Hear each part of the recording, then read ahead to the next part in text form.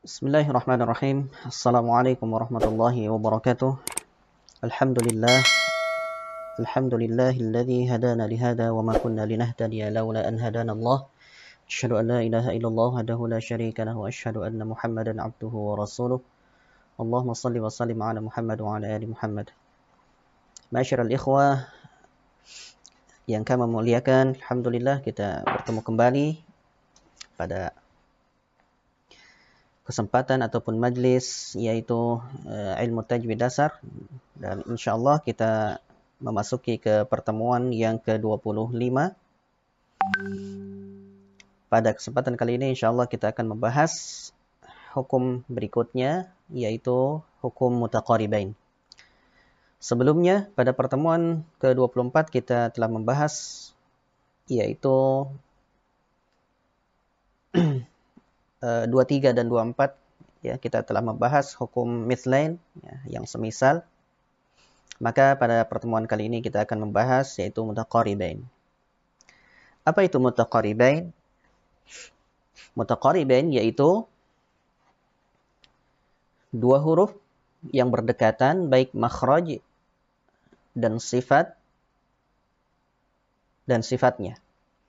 Yaitu misalkan contohnya ta dan sa. Kazzabat Thamudu. Atau juga mutaqaribain yaitu berdekatan makhraj dan berbeda sifatnya. Seperti misalkan huruf da dan sa. Sebagai contoh, adada sinin, adada sinin. Atau juga mutaqaribain berarti berjauhan makhraj dan sama sifat, yaitu seperti misalkan qaf dan ta. Sebagai contoh misalkan yaltaqitahu, yaltaqitahu. Baik. Berikutnya yaitu pembagian mutaqaribain. Al-mutaqaribain ataupun dua huruf yang berdekatan ini terbagi menjadi tiga bagian. Yang pertama yaitu al-mutaqaribain as-saghir. Mutaqaribain al-mutaqaribain yang kecil. Yaitu apabila dua huruf yang berdekatan makhraj dan berbeda sifat-sifatnya serta huruf pertama yaitu berharokat sukun. Dua huruf yang berdekatan makhraj dan berbeda sifat-sifatnya serta huruf pertamanya berharokat sukun. Misalkan kazzabat Thamudu seperti contoh sebelumnya, yaitu huruf ta berharokat sukun, kemudian sa ini huruf hidup ya. Ta-nya mohon maaf sukun, kemudian sa ya itu berharokat fathah. Kemudian qad sami'a ini juga sama, huruf dal sukun bertemu dengan sin yang mutaharrikah yang berharokat fathah. Kemudian ini juga sama, faqad dhalla, ini juga dibaca jelas, faqad dhalla ya, dibaca jelas.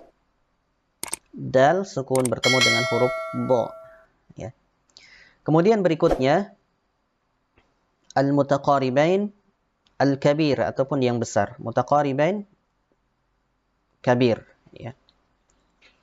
Yaitu dua huruf yang berdekatan makhraj dan berbeda sifat-sifatnya serta kedua hurufnya hidup ya. Kedua hurufnya hidup.